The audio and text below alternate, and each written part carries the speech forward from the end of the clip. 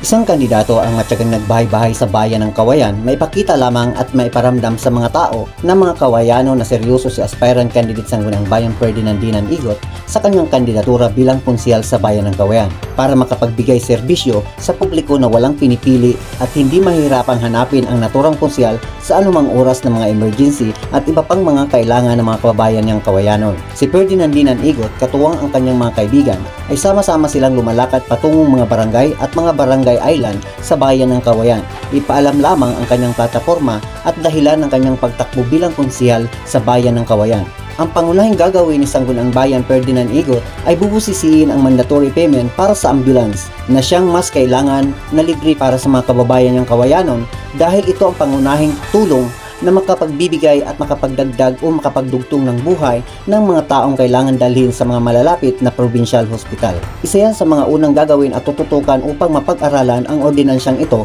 para maibalik ang serbisyong libre sa pagdating sa medical na transportasyon. Si aspirant Sangguniang Bayan Ferdinand Dinan Igot ay nagsilbi bilang barangay captain ng Barangay Diversoria Kawayan Masbate na talaga namang hinangaan at nasubukan ang kanyang pagiging totoo at mapagsilbi sa mga barangay nito na walang pinipili pagdating sa serbisyong pangbarangay.